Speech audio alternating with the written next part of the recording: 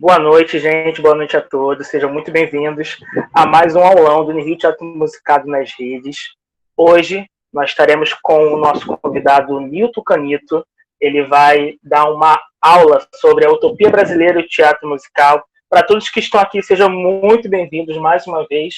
E o Newton, ele nos deu um bloco de 3 blocos, né, da apresentação dele, e entre esses blocos ele vai deixar um espaço para vocês perguntarem. Então, ele vai dar esse momento para vocês perguntarem, é só vocês deixarem no chat, né, o nome de vocês, se tiver alguma dúvida, o Newton vai responder as suas dúvidas. Vou dar um breve resumo do currículo do Newton. O Newton Canito é diretor de cinema e autor-roteirista de televisão, doutor em cinema e TV pela Escola de Comunicação e Artes da USP. Como autor de televisão, já ganhou vários prêmios importantes, como o APCA de Melhor Dramaturgia, pela série 9mm da Fox Netflix, o prêmio Abra, pela série Unidade Básica, e o Emmy Internacional de Melhor Telenovela pela Joia Rara da Globo. O longa Magal e as Formigas, que escreveu e dirigiu, reconta de forma fabulosa a história de sua família. Em televisão, criou e é roteirista da série Unidade Básica, exibida pela Universal Channel, cujas 2 temporadas estreará em 2020 e a terceira em 2021. Criou e escreveu a série musical Z4 para a Disney e a SBT. Foi roteirista da série Cidade dos Homens e dos longa-metragens Quanto Vale ou É por Quilo, da direção de Sérgio Bianchi, Brother, da direção de Jefferson Dé, e Reza a Lenda, do Homero Oliveira. Gente, eu vou deixar aqui a vez do Nilton dar suas considerações iniciais desse aulão, e vai ser assim. Primeiro bloco ele vai ter as partes das perguntas e assim por diante. Nilton, muito obrigado. O Rubinho agradece o convite, né? Você aceita o convite. E estamos muito ansiosos para o seu aulão. Vamos lá. Bem, boa noite a todos. Gratidão, muito gratidão ao Rio, gratidão ao Rubinho que me fez o convite. Muito desafiador. Primeiro porque eu botei no mesmo tema 2 coisas que eu mais amo no mundo, que é esse papo de Utopia Brasil, essa brisa de Utopia Brasil, que o Rubinho até acompanha. A gente tem uma espécie de brisa, um movimento, tal, que a gente fica pensando nessas coisas da Utopia Brasil, e o teatro musical, os dois juntos no mesmo assunto. Então foi bastante desafiador, ainda mais dentro desse momento, ainda mais por 2 motivos, né? Uma, que o que unifica esses dois para mim, se fosse resumir a Utopia Brasil, é a frase do Oswald: a alegria à prova dos 9, né? E isso a gente sabe que em arte, em teatro especialmente, teatro musical mais ainda, até quando você faz drama, realmente a alegria é a prova dos 9, né? Eu vou depois conceituar um pouco a alegria. E imaginar, preparar essa aula, eu preparei esses dias agora, e está um momento muito denso. Assim. Não sei se é só para mim, acho que é para todo mundo, né? Já teve a pandemia, teve momentos mais densos e menos densos. Está num bem denso mesmo, também teve essa coisa da lua cheia, ao mesmo tempo teve passagem de parente, teve um monte de coisa tumultuando, assim, bastante tumultuado. E aí me botou à prova mesmo, da alegria à prova dos 9. É muito desafiador aqui tentar, todos nós aqui, num momento tão difícil do mundo, pensar coisas tão esperançosas quanto um teatro utópico, um teatro que enfatiza a alegria. É bastante desafiador. Então, quero compartilhar com vocês esse desafio para a gente juntos criar alguma coisa legal aqui. E eu vou me apresentar rapidamente também, complementando aí, só nesse aspecto do musical, porque eu sou mais conhecido no mercado por dramas sociais, que eu fiz o Cidade dos Homens, que é um drama social que foi bastante importante aí, o 9mm foi uma série também policial, bastante dramática, o Unidade Básica, as coisas que mais fez audiência minha foram dramas sociais. Eu gosto muito de drama social, eu gosto muito da questão da justiça, me interessa bastante esse assunto, né? Mas eu sempre tive um sonho aí oculto de fazer musicais, e eu fiz algumas coisas, já aluguei algumas coisas. Eu fiz uma peça que chama Corda Brasil, que eu fiz a dramaturgia, junto com o Toninho de Moraes, com o Posse, era um espetáculozão musical assim também. Eu fiz para o SBT e para a Disney Z4, que é uma série infanto-juvenil musical, de banda, foi criação minha, o Rubens participou, inclusive, do desenvolvimento, e é bem SBT, assim, mas totalmente focada nesse aspecto. Fiz o citado aí Magal e as Formigas, que vocês lembraram bem, que quem quiser ver, tem na internet, também tem uns promos, dá para pontuar bem, que também é uma comédia musical, assim, não é um musical inteiro, musical mas tem momentos que ela pira mais, fica mais musical, volta. Eu sempre estou tentando aí botar o musical, porque realmente eu acredito demais no musical. Demais. E eu, quando decidi abrir uma igreja, que um tempo atrás decidi abrir uma igreja, aí eu também tratei a igreja como um espetáculo musical, a igreja inteira musical. Eu até fiz, aí tem, depois vocês podem pesquisar, tem aqui um livro que chama, é o Bíblia da igreja, chama Deus é Humor, que é justamente uma seita, a gente fala que é a seita que dói menos, e é uma seita toda voltada aí para humor, e era totalmente voltada para o espetáculo musical, porque eram paródias de música e palestras, a gente sempre dialogou bastante com isso. Eu estou fazendo esse esforço há um bom tempo, ainda não consegui efetivar todos os meus sonhos musicais, ainda quero chegar aí em fazer alguma coisa. Eu até falo para o Rubinho, vou citar no final o Book of Mormons, que ele montou, e outros espetáculos musicais, foram as coisas mais impactantes que eu vi na vida. E é um momentos que realmente eu falei, cara, é realmente o gênero que mais me interessa. E que eu vou mostrar aqui é o gênero que eu acho que mais dialoga com tudo que eu sonho para o mundo, que eu sonho, que eu acho que o Brasil pode dizer ao mundo. O Brasil pode dizer coisas ao mundo, eu não acredito muito nisso, e eu acho que o musical é o gênero, algum tipo de musical, aliás, não todos os musicais, não acho que musical tem vários subgêneros dentro do musical, a gente fala musical é mais amplo, mas eu vou aqui justamente falar sobre isso um pouco. Bem, como eu disse, o tema é Utopia Brasil e o teatro musical. Eu vou até fazer uns blocos para ter perguntas uma ou outra no meio, até para sentir o clima. Eu sei que já estão acompanhando o curso, vocês, que é ótimo. Então já deve ter algum repertório. É bastante abstrato a palestra. Assim. Pode ser que seja um pouco abstrata demais, aí vocês vão me dizendo. Porque é um esforço meu, assim, de discutir uma coisa que é cada vez menos discutida, que é a relação entre as sociedades e os gêneros dramáticos. Quais gêneros surgem? Se você pegar historicamente, cada sociedade, cada país, em cada época, tem quase que um gênero que surge mesmo, e bomba, e faz mais sucesso. Cada povo tem uma coisa que gosta mais. E às vezes aquele gênero, daquele povo em cada época, irradia para o mundo todo. As pessoas fazem uma coisa lá na Inglaterra, um romance de melodrama, e aquilo irradia no mundo todo mundo adorou. Fez um sucesso mundial e virou um padrão mundial. Então tem momentos que algum povo, alguma etnia, assim, algum grupo social, uma nação, eles inventam um jeito de contar histórias e aquele jeito irradia.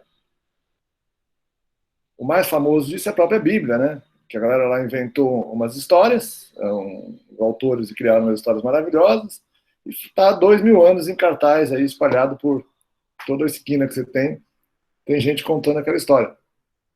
Então está 2000 anos em cartaz, não é? Se a gente conseguir ficar uns 500 anos, eu já estaria feliz. Quer dizer, imagina ficar 2000 anos em cartaz.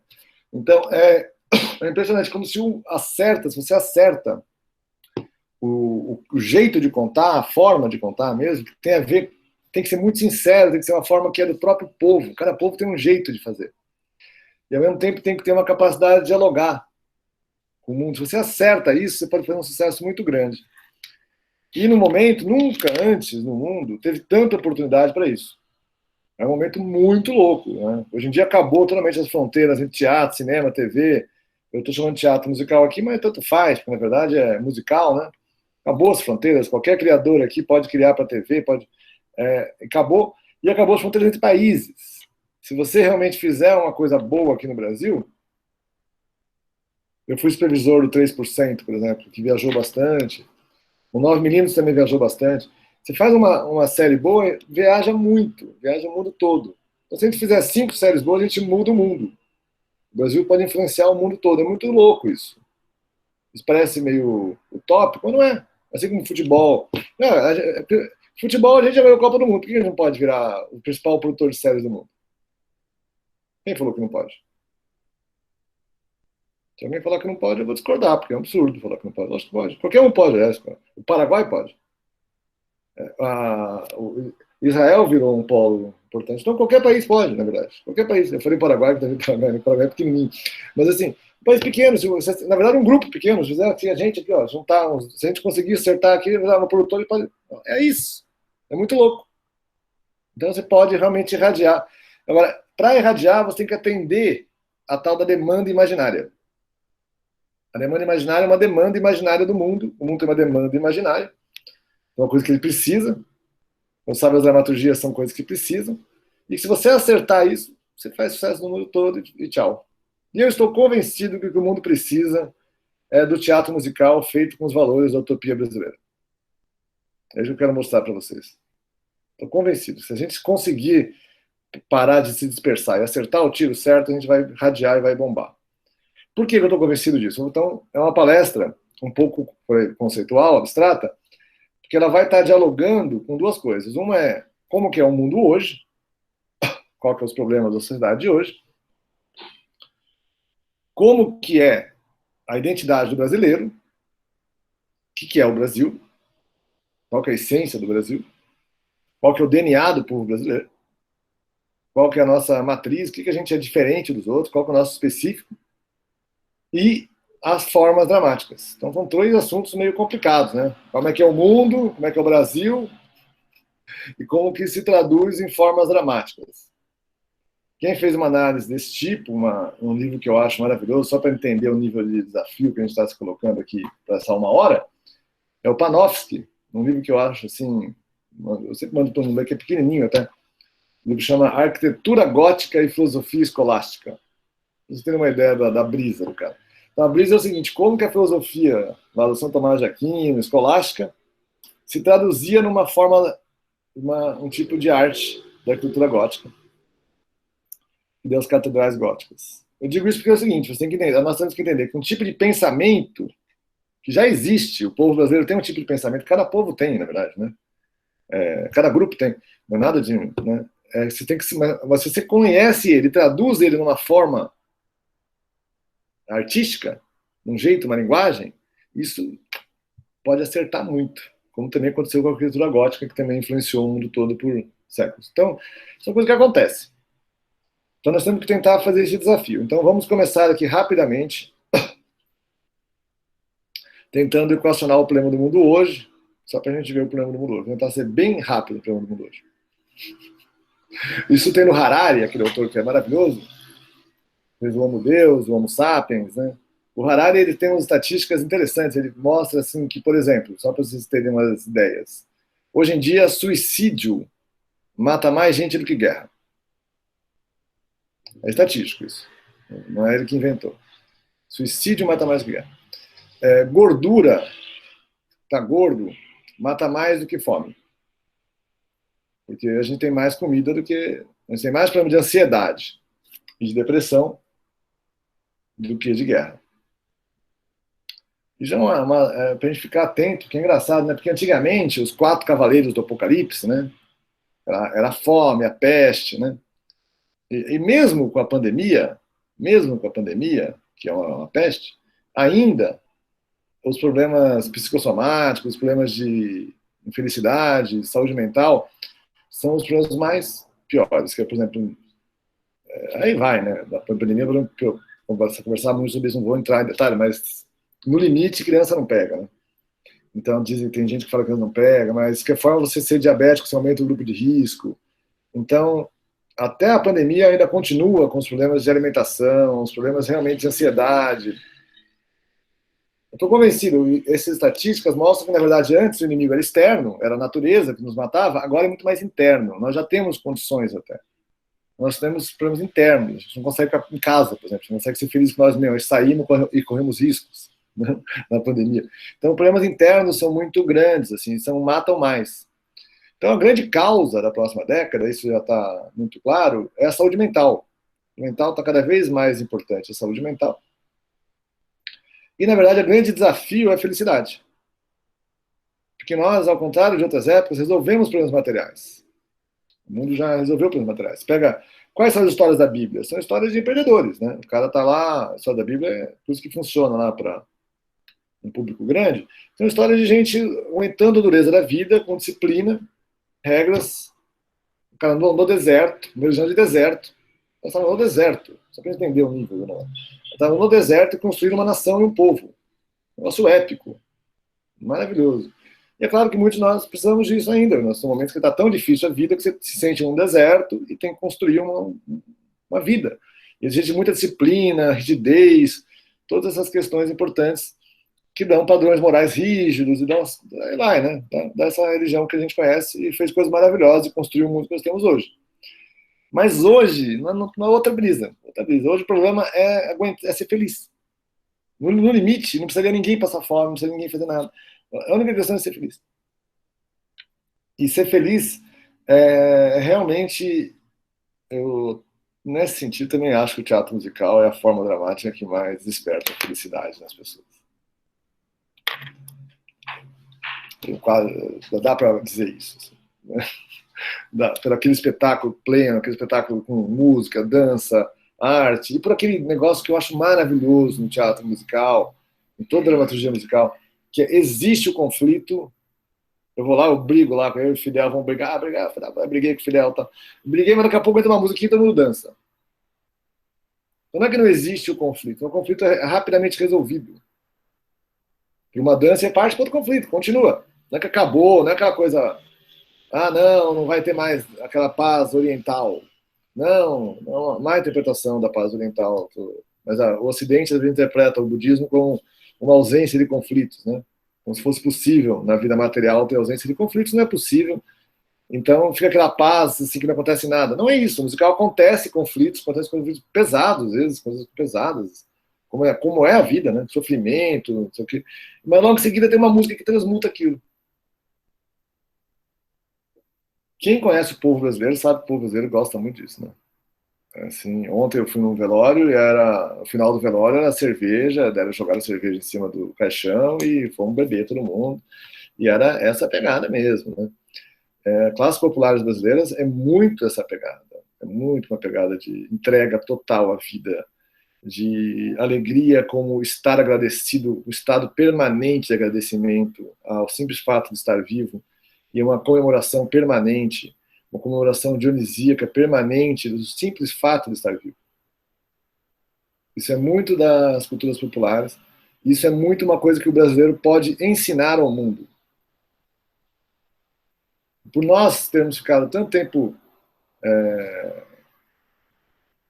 eu diria assim, pré-modernos, né? Que o Brasil ainda é um país que ainda mantém muitas tradições pré-modernas, né? Nós somos um poucos países grandes, com potência e ao mesmo tempo pré-moderno. Não entrou a racionalidade da era moderna, não chegou completamente no Brasil. Então mantém-se um monte de grupos que mantêm valores da Idade Média, do auge da felicidade da Idade Média, que antes da Idade das Trevas, né?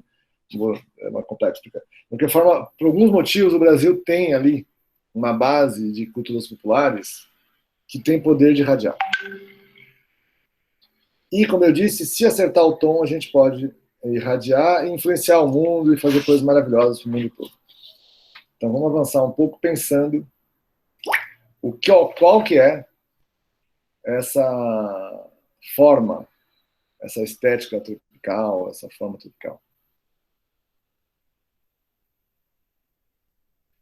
Só complementando ainda nessa linha de demanda imaginária, porque eu acho que o musical pode influenciar o mundo hoje, né? Em momentos de crise, o que funciona é coisas de esperança. Então, não é todo musical nem musical, pode ser musical trágico, nós sabemos, né? Então, mas eu estou imaginando musicais que não são tragédias, tá? Que não são a ópera trágica. Musical mais leve, mais cômico, de comédia, burlesca, é nessa pegada, porque nesses momentos de crise, isso tem em vários livros sobre demanda imaginária, antes do palco começo, a gente gosta muito de Apocalipse. filme de apocalipse. Quando acontece o apocalipse, como agora já estamos no meio do apocalipse, quando tem o apocalipse, já teve outros momentos do mundo, né? Não é nada demais tem o apocalipse. Então, quando acontece um apocalipse, assim, uma grande crise, uma crise que é uma metacrise, uma crise de tudo, né? Uma crise de sentido, na verdade. Crise econômica, social, dinheiro, mas não, principalmente é de sentido. A gente não sabe mais quem é, o que serve a vida. Né? Quando acontece o apocalipse, os filmes que colam são filmes de esperança. Por exemplo, na época da recessão americana, quem bombou foi a Disney e o Capra, que faziam um filme com A Felicidade Não Se Compra. Filmes completamente inocentes, com personagens assim de uma pureza absurda. Até aqui no Brasil, quando teve a crise do Collor, por exemplo, fez sucesso o Pantanal, Recuperando Origens.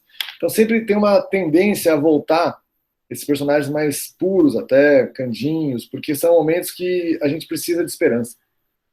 Todos nós que estamos vendo agora percebemos isso. Né? Outro dado que a gente percebe que mostra o poder do musical brasileiro é a própria música brasileira, que a gente não precisa debater tanto, é um sucesso mundial, ao contrário do nosso audiovisual. A gente tem alguns sucessos mundiais, mas é muito menos que a música. Então a gente não chegou nas narrativas no que a música conseguiu. Tem que ser objetivo, né, gente? Ficar também puxando saco, fingindo que conseguiu, não tem necessidade. A gente já é maduro, a gente não tem que ficar puxando saco de nós mesmos, né?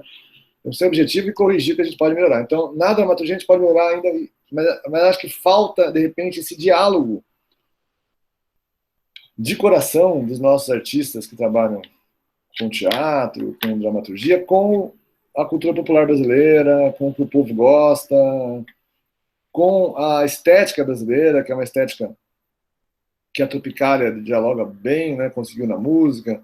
Tanto que eu fiz um livro sobre isso, sobre cinema, essas coisas de tendências, tal, e eu chamei de choque de tropicalismo. Né?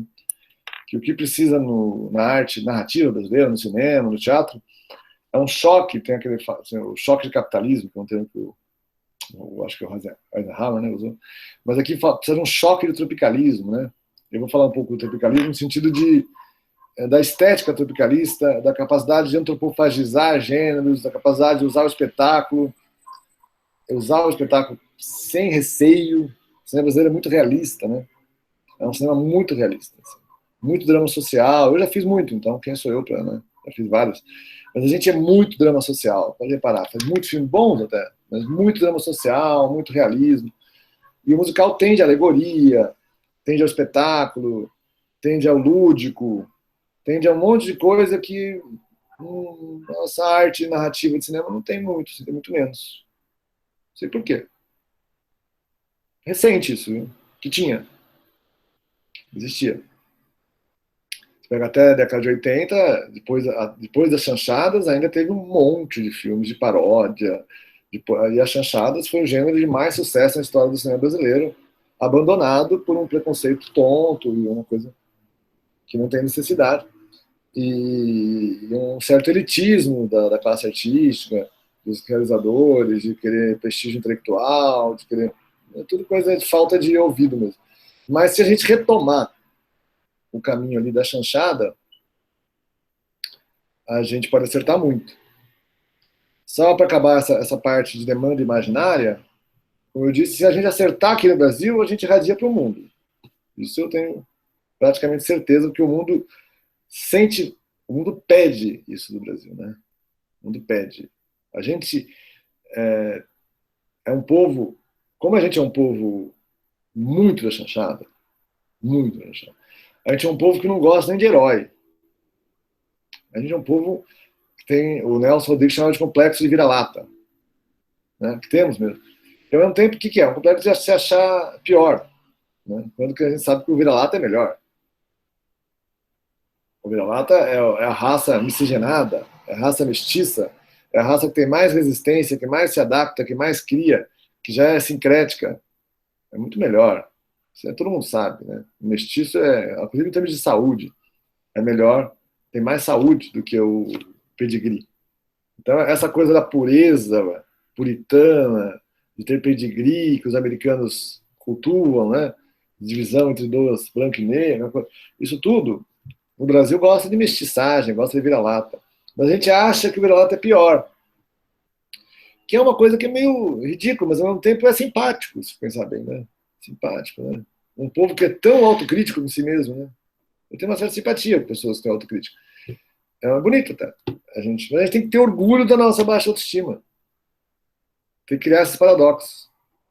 Porque nós temos uma baixa autoestima, mas isso é humildade. É humildade franciscana, é a capacidade de saber que nós não somos melhores que os outros, nós só queremos se misturar. Tudo é legal isso. Mas não precisamos ficar assim, eu sou pior, sou pior, sou pior. A gente é melhor. A gente tem potencial de ser melhor. Então, isso é uma coisa que o mundo pede, o mundo procura o Brasil. Você pode ver que existe... Os gringos gostam mais de nós que nós mesmos. É curioso, né? A gente mesmo acha que a gente é uma merda, mas o gringo gosta. Então, se ele gosta, também tem que dar uma bola, gente. Se as pessoas estão gostando, por que você vai ficar falando que isso é ruim? Então, tem que dar uma bola para a opinião de quem está olhando de fora. As pessoas dão uma bola. Eu sei que a gente está em crise, que a gente é chato, mas a gente não... deve ter uma coisa interessante para eles gostarem tanto. Então, por isso que eu digo que se a gente acertar aqui, a gente irradia para lá. Mas, e acertar aqui, nós temos uma vasta tradição, também vou passar rápido, e aí eu vou abrir para o primeiro bloco de perguntas, que foi só sobre tendências de demandas de consumo, mas uma vasta tradição que a gente conhece, o Rubinho pesquisou bem o Arthur Azevedo, teatro de revista, que a gente não está fazendo de novo, né? Por que a gente não está fazendo isso? Não entendo que a gente não faz isso, sinceramente. Não é remontar o Arthur como é fundamental e o Rubinho fez, é fazer mesmo teatro de revista. Não é porque nós não estamos fazendo teatro de revista agora na internet, com aquela alegria, com aquela capacidade satírica de zombar todo mundo, ao mesmo tempo ser transcendente e perdoar todo mundo. Né? É uma coisa que critica, mas perdoa. Né? Por que será que a gente não faz mais? Depois tem uma chanchada, que eu já falei por cima, que foi o gênero de mais sucesso na história do cinema brasileiro. É um gênero onde tudo é transmutado, né? Um gênero que é paródico, parodia tudo. Não tem nem Sansão nem Dalila. Tinha Sansão ou Dalila lá, o Sansão e Dalila, do Cecil B. DeMille, um épico bíblico, eles faziam nem Sansão nem Dalila. Faziam o Homem do Sputnik, zombando da chegada à Lua. Tudo que acontecia no mundo, o Brasil transmutava com alegria, toda aquela seriedade, que é uma coisa do carnaval brasileiro, né? Falar, o Brasil é o país do carnaval. O que significa ser o país do carnaval? Significa ser o país da fantasia, o país onde o profano e o sagrado se misturam, onde as fronteiras não são tão claras, onde as bolhas são rompidas. Isso é o país do carnaval. Isso tudo que a chanchada fazia. É um gênero de chanchada. Depois, o teatro político, é engraçado que nós que estamos numa época tão ativista, tão fascinado por ativismo, que eu acho importante, eu gosto muito do teatro político. O teatro político, do CPC, da Arena, também fez muito musical, musicais maravilhosos, né? Vocês conhecem, a Arena contra Zumbi, as peças do CPC mesmo, as micropeças, tem uns livros sobre isso, Fernando Peixoto, eram muito alegóricas e muito musical. E ao contrário do que as pessoas falam, eu dei o trabalho de ler as peças no original, eu achei geniais. As pessoas falam, não, é um ativismo, não sei o quê, é outro patamar. Ele zomba da elite e tal, mas ao mesmo tempo é humano, né? Ele consegue ver a humanidade em todos. É a melhor comédia, assim, é muito interessante o ativismo brasileiro. Né? Depois eu falei um pouco do tropicalismo, né? O tropicalismo na música, vocês conhecem bem, né? E rompeu todos esses dilemas entre nacional e estrangeiro, recuperando o conceito de antropofagia oswaldiana, que também está na base da chanchada, né? A capacidade de deglutir o exterior e sair de uma nova forma. Trabalhando muito com paradoxos, né? É uma arte toda paradoxal. Essa capacidade de ser paradoxal, de não afirmar uma única verdade. O tropicalismo é assim, você pega as músicas do Caetano, do Gil, do Tom Zé, é um negócio que você dá tilt mental, assim, alta poesia, que conseguia ser alta poesia e chegar em um grande público. Então ele rompia também o dilema.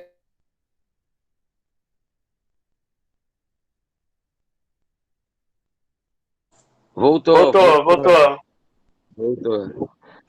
Eu estava falando aqui, Newton, aproveitando esse intervalo da falta de luz aí, o que não é novidade atualmente, né? Não. Aqui está faltando água, aqui está faltando água no Rio de Janeiro. Então cada lugar está faltando alguma coisa.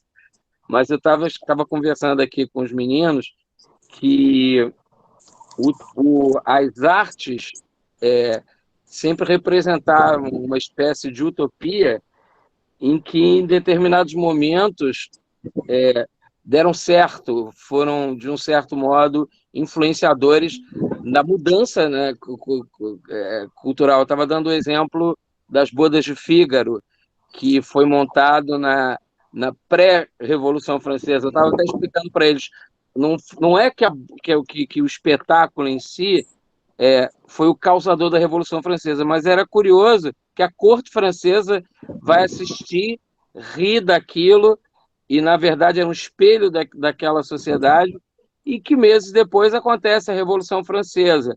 Quer dizer, como se, utopicamente, naquele momento, a arte, e o mais curioso, a comédia, que é uma arte que vai fazer a perversão, né? Aristóteles dizia que a comédia não era uma boa arte, porque era uma arte de fazer as pessoas refletirem e questionarem. Então, ele não era muito fã da comédia, né?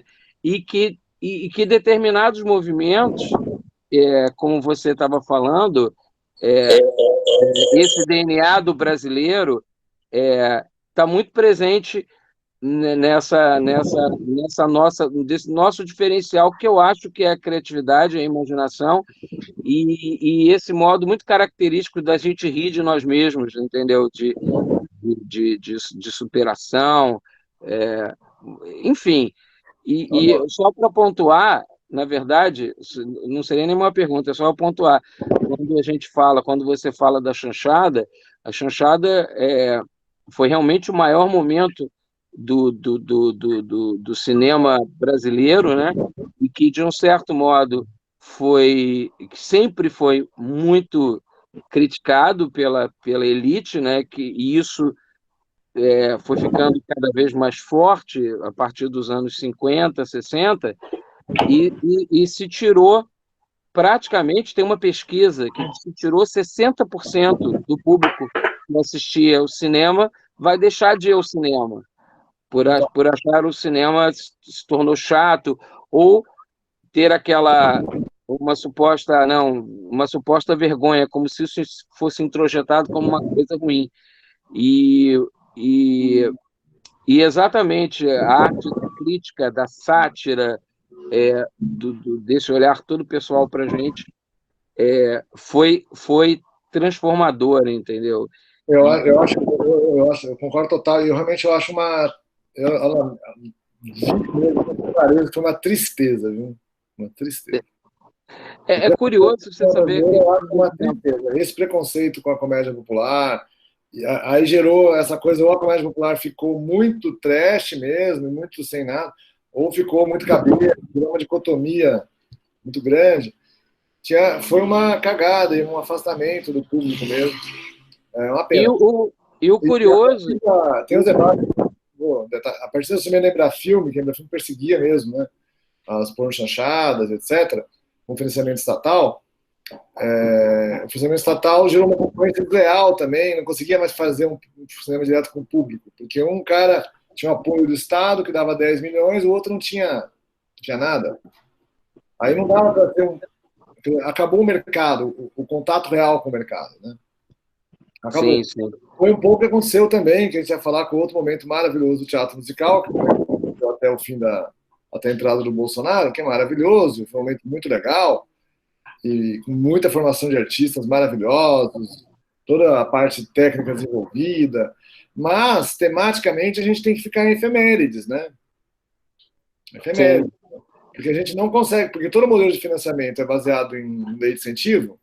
Se é baseado em lei de incentivo, você tem que falar bem do Cazuza, bem do não sei o quê. É só biografia de músico, né? Basicamente. Não, porque é um modelo de incentivo. Você não pode tocar na Chinch, fazer o The Book of Mormon brasileiro. Você não consegue. O financiamento de uma Bradesco para fazer. Não consegue. Não estou nem culpando o Bradesco, não. Porque o modelo que a gente mesmo inventou, não foi nem culpa do Bradesco. Nós inventamos um modelo, eu não sei por que a gente inventou esse modelo, mas a gente inventou esse modelo que dá para o Bradesco a decisão de quem vai. Obviamente vai ficar um tema institucional, não vai conseguir ter um tema. E pode ser obras maravilhosas, tem obras maravilhosas, né? Dentro desse limite do modelo de produção. Mas ele limita o modelo de produção, limita o tema, limita a capacidade de ser transgressor realmente. Você só consegue ser transgressor realmente se é público que paga. O público, Sim. Se você for depender de patrocínio, você não é transgressor. É impossível. Não é culpa de ninguém, não. É culpa. Não. Aí você fica ou cabeça, transgressor de vanguarda, que ninguém assiste, que aí tudo bem, aí é cabeça, mas ninguém assiste. Ou você é popularesco, tal. Mas não consegue ter aquela peça. Então a gente ficou muitos anos assim, infelizmente, né? E só fechando a Revolução Francesa, você falou que a arte não foi responsável, mas os livros sobre a Revolução Francesa têm bastantes debates no Robert Darnton de como quem realmente criou o imaginário da Revolução Francesa foi as peças pornôs que tinham, mostrando que o rei fazia muita. Eram as peças praticamente pornôs que tinha, mostrando que o rei vivia uma orgia permanente, e umas peças de sci-fi, que é a literatura popular de sci-fi, que mostrava que é possível outro mundo. As pessoas não sabiam, gente. A gente esquece que as pessoas não conseguem imaginar outros mundos. Nós, que somos criadores, temos que ter a capacidade de imaginar um outro mundo para mostrar para a pessoa. Porque a pessoa não consegue ver. A pessoa não, aliás, não é o emprego dela, é o nosso emprego. O emprego dela é fazer a coisa dela, trabalho, engenheiro, faxineiro, cara trabalha. Não tem médico, o cara não é obrigado a ficar imaginando como é que é o mundo no futuro. Não é obrigação dele. Agora, é nossa obrigação. Se a gente de arte não consegue nem imaginar um mundo paralelo, um mundo melhor, quem vai imaginar um mundo melhor, gente? Qual que é o profissional da área que vai imaginar? Política é despachante, gente. Política trabalha lá. Tal. Isso é trabalho do artista. O artista tem que ter essa capacidade. E na Revolução Francesa tinha essas peças, e o Darnton mostra como elas pulverizaram e elas que derrubaram o rei. Então, realmente literal. Não é modo de falar, não foi. Eu acho que é. Pessoalmente, quando eu dei o exemplo do Bodas de Fígado, é porque, na verdade, existe alguma coisa no ar que inspira e conspira.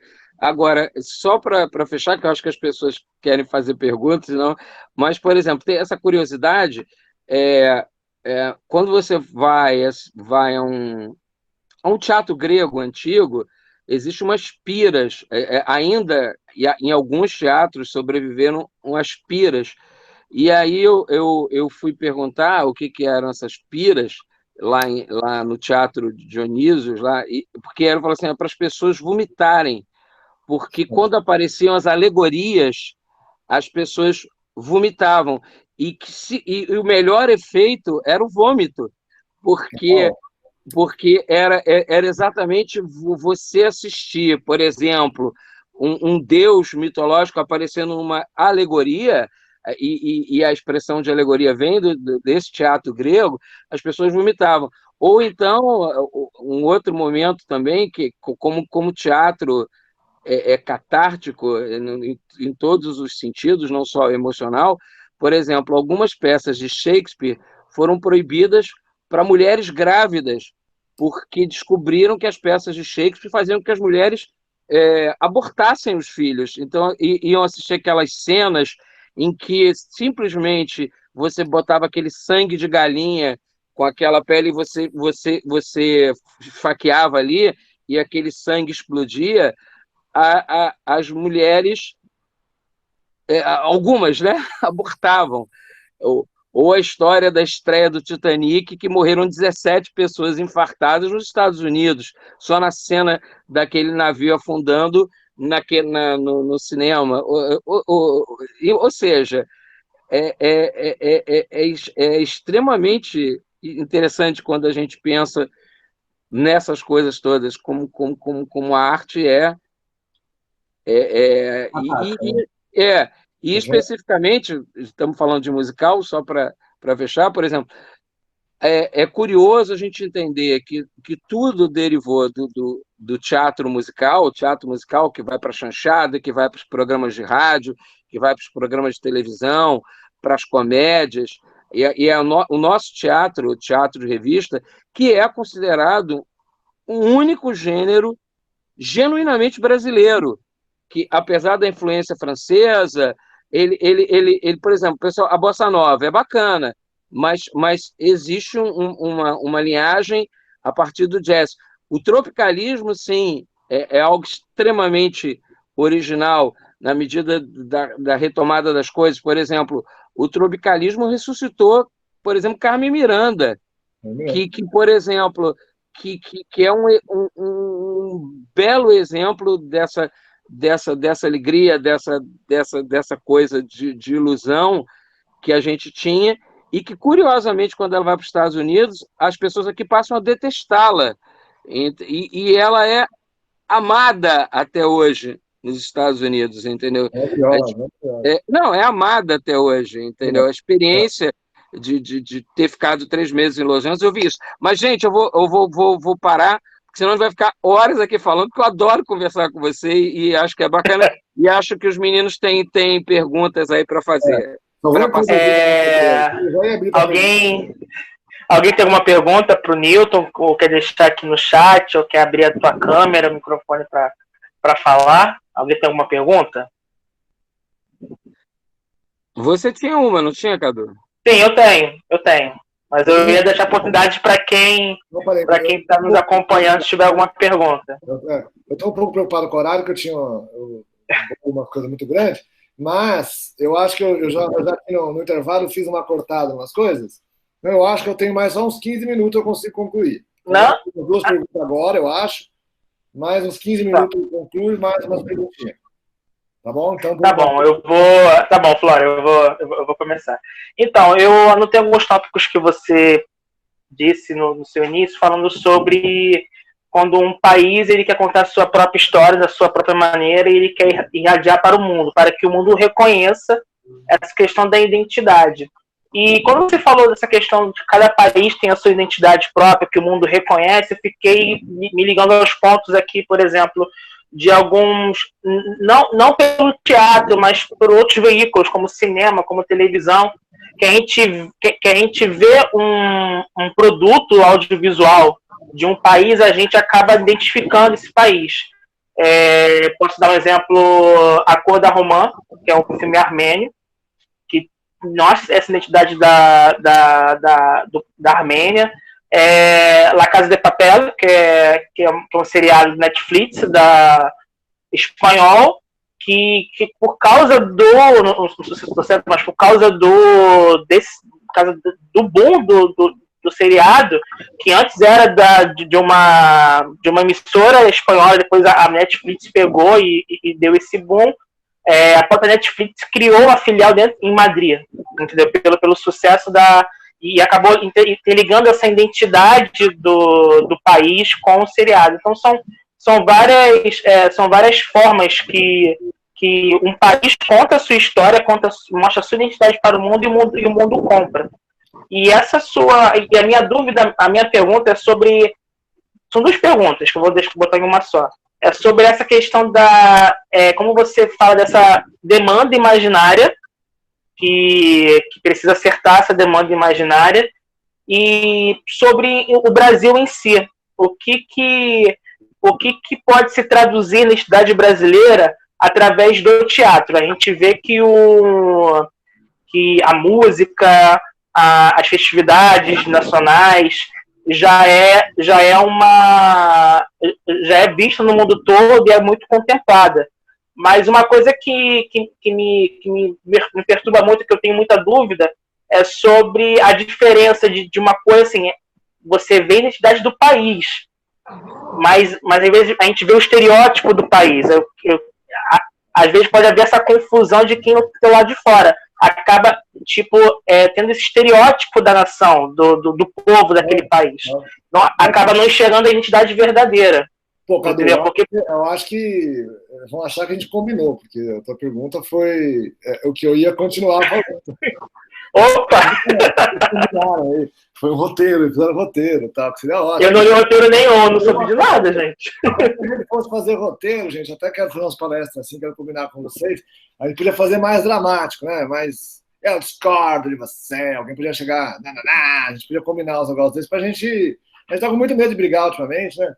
Acho que tem um pouco de medo, mas é legal às vezes, né? Então, essa pergunta eu ia responder e tem um questionamento mesmo que você fez, né? Que eu acho bem pertinente de ser feito, que é essa questão mesmo. Eu acho que é de que momento vira estereótipo, que é a crítica que o Rubinho estava lembrando que fizeram a Carmen Miranda, né?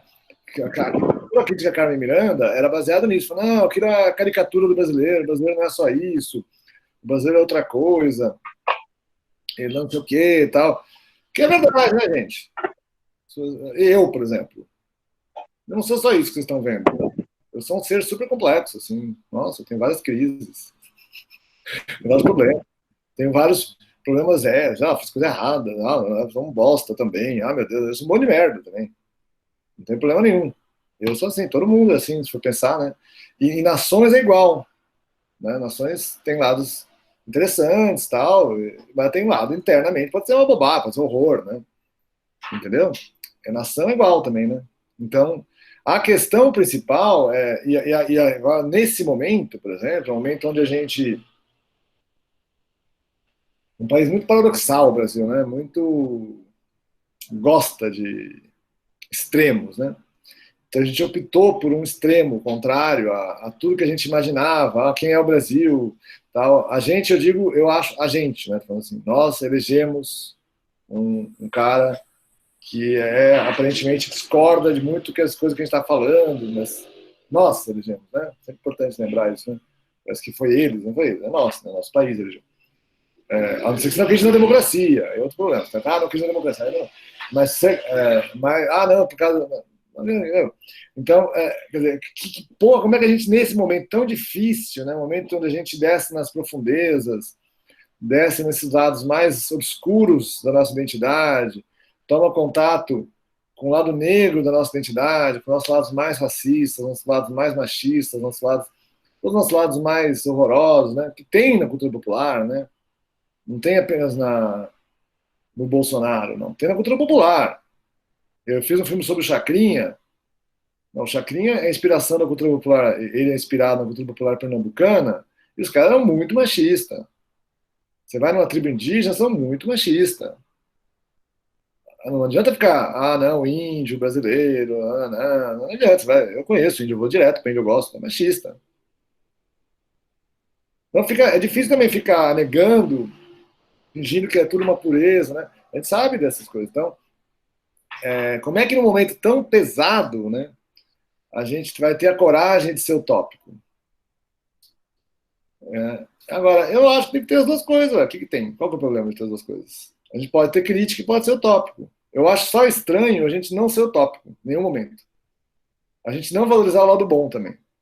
A gente tem qualquer coisa do lado bom, a gente fala, não é. Mas por quê, cara? Calma também, como qualquer ser humano, como qualquer nação, como qualquer coisa. Tem lado bom e tem lado ruim, gente. Vai ficar falando que a gente é só ruim também. A gente entrou numa brisa. O campo artístico entrou nessa brisa.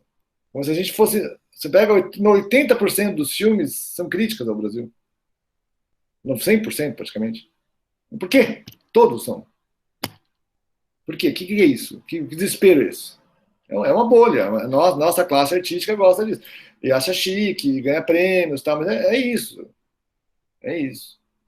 E sem parar e prestar atenção na sabedoria popular brasileira, na sabedoria tropical brasileira, na sabedoria do povo brasileiro. O povo brasileiro, inclusive, votou em quem você não gosta. Não interessa. Interessa você prestar atenção no cara mesmo, prestar atenção, dar essa bola, que o pessoal do CPC fazia, né?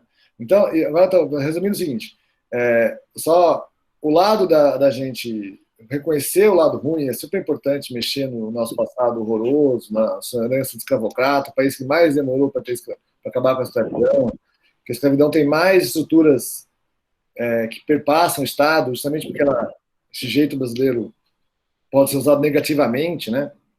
Esse jeito, o jeitinho brasileiro pode ser usado positivamente ou negativamente, né? E negativamente ocultar as coisas, disfarçar, né? Então, ocultar a escravidão numa outra estrutura que não é mais escravidão, mas é ainda, como acontece hoje. A gente é gênio nisso. É um povo, a herança burocrática, né? Ser privilegiado do Estado. A gente adora isso. É um povo, historicamente. Então, tem um monte de merda. Se a gente começar a falar que donos do poder, Faoro, eu posso passar a palestra inteira, fazer outra palestra, você só falando da distopia Brasil. Vamos fazer uma palestra maravilhosa, importantíssima também. Mas tem muita gente fazendo já. Acho ótimo, tem que continuar fazendo. Mas tem pouca gente fazendo da utopia. Porque, por mais que tenha coisa ruim, o país tem um sonho de quem ele gostaria de ser. Você reconhecer que em cada país tem isso. Não é nada demais também. Não é só o Brasil que tem. Tem um livro do Domênico de Masi inteirinho sobre as utopias dos povos. Assim. E acaba com o Brasil. O da manhã, assim, não. É um livrão dele de 800 páginas. Mas tem a utopia da Índia, a utopia da não sei o quê, vários países. Assim, qual é a utopia daquele país? Comparando as utopias. É muito legal. Né? E o Brasil tem uma utopia diferente. Se você reconhecer, a utopia não é que ela está aí, às vezes ela está perdendo, mas ela está aí. É um desejo comum. Então, não é realidade o desejo comum. Cara, como não é realidade? É reconhecido, as pessoas reconhecem isso no Brasil.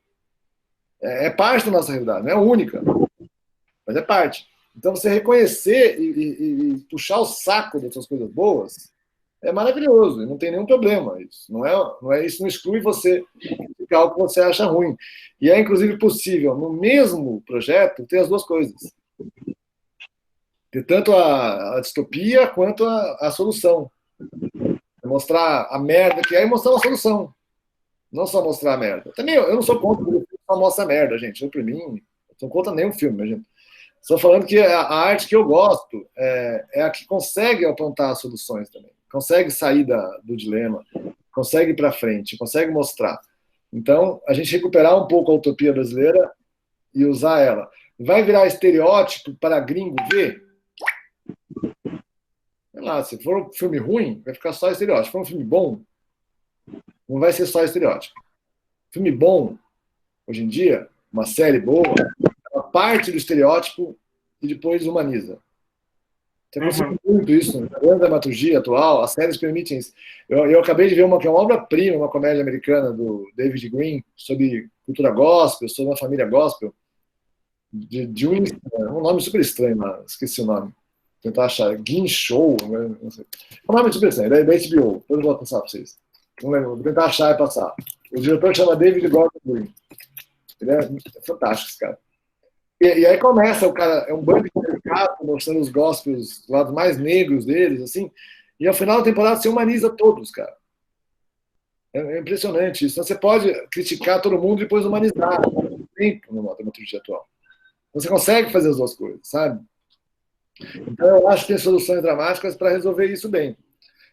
Da gente não ficar apenas na distopia e também ter um pouco da utopia. Agora, isso que você falou tem toda a razão também, é mais que isso, na verdade, as nações são inventadas por escritores, só para a gente lembrar.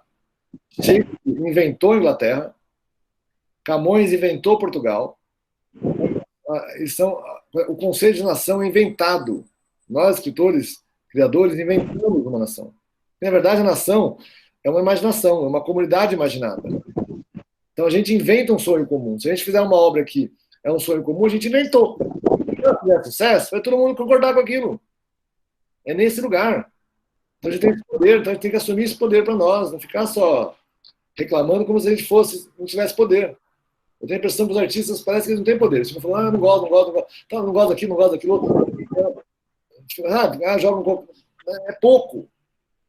A gente tem que condicionar. Além de criticar, nós temos que criticar. Nós somos bons nisso também, é maravilhoso. Nós temos o poder de solucionar. Então, nós temos que exercitar esse poder. E o musical permite isso. Mais alguma, gente? Não sei se eu respondi exatamente. A Flora, perdão, Newton. A Flora deixou uma pergunta aqui. Você vai querer falar, Flora? Oi, boa noite. Bom, eu acho que... Não, ele tinha falado, mas eu acho que também a gente já passou por outros assuntos.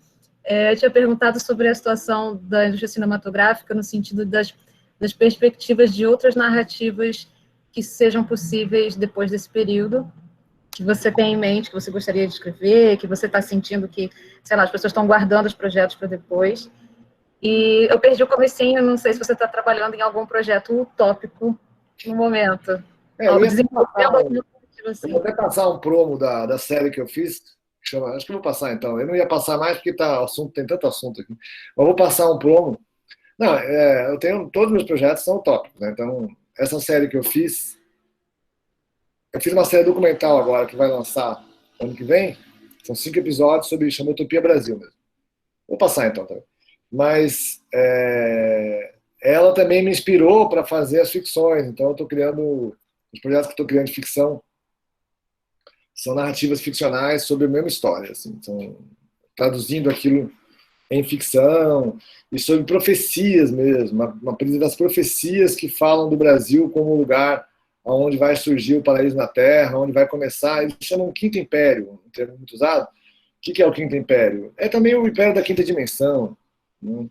O Império que transcende, o Império espiritual, é o Império da diversidade, do perdão, é o Império onde todos os povos são bem-vindos e onde todas as culturas se misturam. Isso é o Quinto Império. Isso tem profecias que falam que o Brasil vai surgir, esse império no Brasil.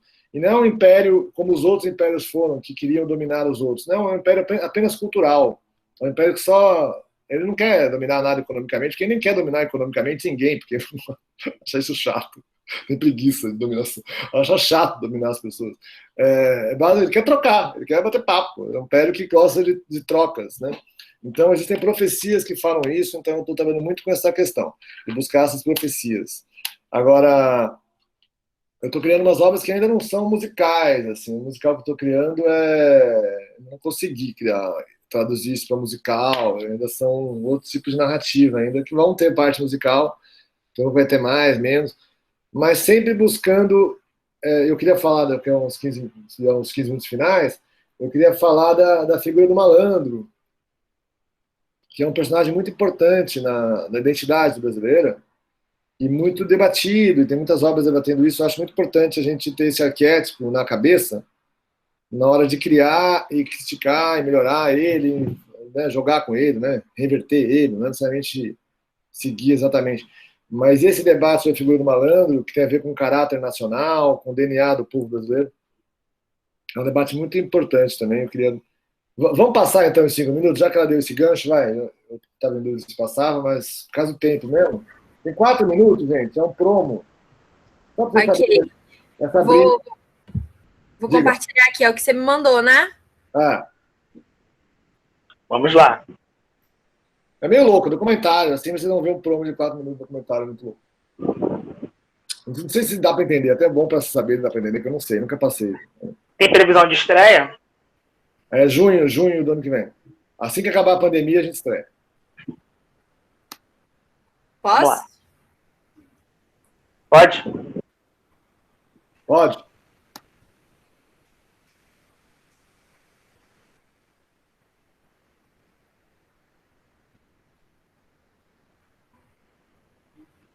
Acho que tá Alguém está conseguindo ouvir? Acho que tá sem som, tá? Tenta ligar o áudio do teu... Acho que tem que ligar o teu áudio do teu computador, Maria. Tá ligado? Tá tudo ligado. Eu não tô conseguindo ouvir. Eu também não tô conseguindo ouvir. Então deixa. Eu vou sair aqui e vou tentar resolver. Tá, eu vou continuar aqui. Vou continuar no final espaço. A gente vai ficar pouco espaço. Mas Tudo bem. Então. Agora, viu, Flora? A indústria audiovisual, obviamente, teve essa crise da Ancine, que é uma coisa horrorosa, que parou todos os financiamentos dos pequenos projetos, tá? Mas, ao mesmo tempo, nunca teve tanto dinheiro dos streamings, que não é o ideal, longe de ideal no estilo... Né? Para começo de conversa, a gente não tem propriedade intelectual. A gente não está criando patrimônio de renda para a cultura brasileira, para começo de conversa. Então é péssimo, né? Mas, por outro lado, eles não são tão caretas quanto era a Globo. Só você ver, porque o mundo está muito louco. Então, uma série como Dark faz sucesso. Então, tem coisas que não tem muito sentido, assim, mais. Você não sabe direito o que faz sucesso. Então, eles são muito experimentais. O mainstream é muito experimental. É muito louco isso. Então é um negócio bem louco mesmo. Bem louco, ninguém sabe o que fazer direito, a verdade é essa. Tá todo mundo, tipo apocalipse, pode dar certo qualquer um, tipo, ninguém sabe, é caos. Então tem um lado que tem muita brecha nesses momentos. É corrida no ouro. Então ninguém sabe, eles estão tentando várias coisas, então tem muita brecha. Então pode ser que tenha brechas para a gente criar coisas muito loucas com o dinheiro desses gringos. Tem uma tendência mundial, não? Difícil. Não, cara, tudo bem, eles não sabem mais, eles não sabem. Eles ficam, aí tem um monte de pesquisa o tempo todo, tal, mas eles têm muita grana, como é bolha, eles têm grana pra muita. Não tem noção. É tipo, não tem limite de grana nesse nível. Não é um problema de grana. Por exemplo, eu só tinha projetos pequenos antigamente, porque o modelo do fundo setorial era aquela série tem 3 milhões, fazer a série 4 milhões. Agora, os projetos de 100 milhões, eles apresentam projetos de 100 milhões e é possível acontecer. É nesse nível, porque se eles quiserem o projeto, eles vão comprar. Então, é outro jogo, é um jogo muito louco. É um jogo muito inusitado mesmo, que eles podem comprar um projeto de 100 milhões no Brasil. Entendeu? É um jogo totalmente louco. Assim. Não é o mesmo jogo de antes. Então, tem um potencial muito louco, a gente tem que ser ousado mesmo e tem que arriscar tudo. É hora de, sabe, a coisa que você mais queria fazer, tenta. Você vai saber. É tão louco. Pode ser que dê certo. Então, dá uma certa ansiedade mesmo. Gente, é muito louco. Ao mesmo tempo, é isso. Então, é um momento muito, muito rico, assim. É difícil pagar as contas, porque também é isso, é tiros, ou tiro grande ou tiro zero.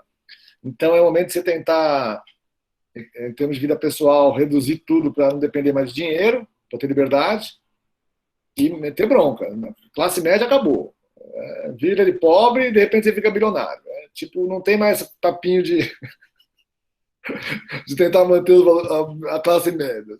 Dá muito trabalho tentar ser classe média dá muito trabalho. Aí você volta para classe popular, de repente é lá que você se inspira. Está acontecendo muito isso com muita gente, não sei se aconteceu com vocês, mas com muita gente tem que voltar para a família. Espiritualmente falando, isso é muito forte. Né? Imaginar que a gente ficou em bolhas muitos anos. Nós ficamos em bolhas, estudando arte, não sei o quê. Aqui em São Paulo é Augusto, tá no Augusto, lá, todo mundo muito louco, tal, passa rua. Tá, é bolha. Você perdeu o contato com o povo brasileiro. Aí, de repente, você falha e é obrigado a voltar para a família. Gente, isso é maravilhoso. Você vai ter que conversar com eles. Se vira, amigo. Vai ter que aguentar aqueles caras. E eles vão ter que aguentar você. Aí que vai surgir alguma obra louca. Que vai ter que conversar. Você vai tem que fazer um filme para minha mãe gostar, assim. Não é possível que eu não goste de nada que eu faço. Não é possível. Aí vai ter que conversar. Aí aquela coisa louca que você gosta, aquela estética louca que tu gosta, estética e também hábito sexual, o que for, né? Todas essas coisas loucas que a gente gosta. Vai ter que conversar com os caretas, cara. É isso. Isso que é revolucionário. Isso que é romper bolha. E a figura do malandro, só para já puxar o gancho, por esse gancho, eu falei que o problema está na felicidade, o problema do mundo, e outro problema do mundo é as bolhas. As bolhas viram um problema mesmo. Isso aqui que é as bolhas, gente? Espiritualmente falando. É os meninos do Facebook, que não são vilões, eles são puritanos. Gente puritana gosta de ver em bolha. Eles têm medo do diferente. Eles acham esquisito o diferente. Ah, é diferente, meu Deus. Aí eles criaram um aplicativo inteiro para as pessoas viverem em bolhas. E aquilo foi tão forte, eles são tão inteligentes, tão maravilhosos, que eles são foda, né? Que aquilo deu tão certo que a gente no Brasil começou a viver em bolha também. Gente, coisa mais brega. Brasileiro viver em bolha é uma coisa brega. Não tem nada a ver com brasileiro. O brasileiro nunca foi assim. Não quero saber, cara. Brasileiro, como diz eu tenho amigos meus que vão na ayahuasca e também, mas ele mora lá num bairro de periferia. Aí dia de semana ele passa na Universal, porque também tem umas gatinhas tal, e também aproveita ter uma música legal. Então ele vai na igreja evangélica à noite, no final de semana, e vai na macumba. Tá muito brasileiro assim. Muito. É o que o Viveiros de Castro determina como, tirando dos jesuítas, né? Eles chamavam a inconstância da alma selvagem. Né? O brasileiro é isso, né? A inconstância. É um povo inconstante, aquelas pessoas que você não consegue. Os jesuítas ficavam desesperados, que os jesuítas iam lá falar: ó, índio, você tem que virar cristão. Os jesuítas de coração aberto, todo mundo jesuíta. São pessoas que tinha gente ruim, mas tinha gente boa também. gente legal. Queria lá passar os valores dele, porque achava que estava certo. Então. Normal. O índio se convertia. Se convertia ao cristianismo, voltava lá, batizava tal. No dia seguinte estava lá fazendo macumba de novo. Aí depois o cara perguntava, não, mas a cristão também volta. Ele sou cristão também. Também... E acha que é mesmo. Ele acha que é, não é que não acha. Ele acha que é. Se perguntar, ele não, eu sou os dois, assim. Eu não pode ser os dois. Não. Aí o cara, como não pode, criança? Quem são vocês pra falar que não pode? O seu povo brasileiro. Quem é você, cara? Então você tirou essa ideia maluca que eu sou uma coisa só. Que ideia retardada é essa? Que eu sou uma pessoa só, que eu tenho só uma única identidade. De onde você tirou essa ideia que eu tenho uma única identidade? Você colocar uma identidade externa tua, seja qualquer uma, acima da tua complexidade, o teu potencial de criar personagens, o teu potencial de ser múltiplos seres, o teu potencial criador de ser transcendente, de ser um monstro e ser um deus. Esse potencial nosso de ser humano que Deus deu para nós, isso o povo brasileiro conhece. Isso é o potencial que não está no melodrama. Está na farsa, como gênero dramático. A farsa que o carnaval... O que é o carnaval? Se fantasiar. Ser outros seres. Alternar de papel. Eu não quero ser só eu, acho chato. No Fernando Pessoa, é os heterônimos. Né? Que são múltiplos seres de você mesmo. É a mesma coisa. Fantasia, heterônimo, né? Nome chique de literatura. Mas não. É você criar um personagem, só que ele cria mais, ele é mais sofisticado, ele cria a biografia inteira, maravilhoso, que é um guruzaço da Utopia Brasil, Fernando Pessoa. É um poder, assim. É outro cara que a gente estuda muito. Eu estudo muito. Porque eu sou fã mesmo, mas também porque ele tem a visão total, assim, né? Então, essa múltipla capacidade de ser vários seres, que é o trickster. Newton. Diga. Que é o malandro. É Essa essência do caráter nacional, só para fechar esse raciocínio, desculpa, gente. Uhum. Que é o caráter nacional, é basicamente esse personagem, que é o cara que não tem personalidade clara. Isso pode dar problema, a gente cansou disso, falando, meu Deus, eu não consigo confiar na pessoa, porque eu não sei quem ela é. É uma coisa, um BO, cansa isso, né? Você fala, meu Deus, a pessoa é muito louca. E eles estão muito loucos, são, né? O povo muito louco, aí não tem contrato direito, faz um contrato, mas rompe o contrato, é merda. Ou engana, né? Vira um malandro que engana as pessoas, tudo é ruim. A gente cansou disso e começou a ficar meio moderno. O que é o moderno? O moderno é aquele cara que tem uma identidade só, puritano, que acha que a identidade dele está certa. Eu estou certo, tem que ser assim. Todo mundo tem que ser assim. É assim que é o mundo, todo mundo tem que ser. Que é o monoteísmo. Essa pira, né? É o monoteísmo. Tá? Eu sou monoteísta também, além de ser politeísta. Porque, na verdade, o brasileiro é essa coisa. Aí fica que deu-nos na tendência agora evangélica que cresceu. E, na verdade, é mais complexo que isso, estou simplificando, mas, a grosso modo, a tendência puritana. Então, a pira que vem bolha deu o fascismo contemporâneo. Está ameaçando toda a sociedade, está ameaçando toda a nossa felicidade, está fazendo a gente brigar com pessoas que a gente ama, fazendo a gente perder o contato de dialogar. Isso, gente, isso não é brasileiro. A gente tem que se libertar disso. E não só a gente, o mundo todo está com esse BO.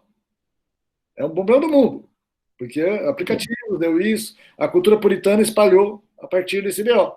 E nós, que achamos que somos moderninhos, também estamos. Só para ficar atento. Quando você... Porque eu, por exemplo, eu tenho muito amigo, eu sou casado com uma negra, tenho muito amigo gay, eu sou amigo com gay e tal, basicamente. E aí, para mim, aí o cara fala, eu não tenho preconceito com negro, com gay. Eu não tenho mesmo, mas também eu.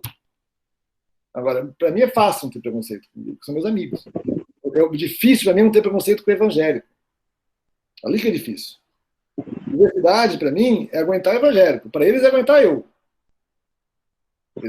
Agora, se eu não vou aguentar eles, eu também não sou tão assim, moderno, quanto, sabe, tão desprovido de preconceitos quanto eu acho que eu sou. Eu também, de repente, eu tenho também, porque eu não sei conversar com eles, e eu não consigo conversar com eles. Então, esse exercício de conversar com o diferente mesmo, é muito brasileiro isso, a gente não pode cair em bolha.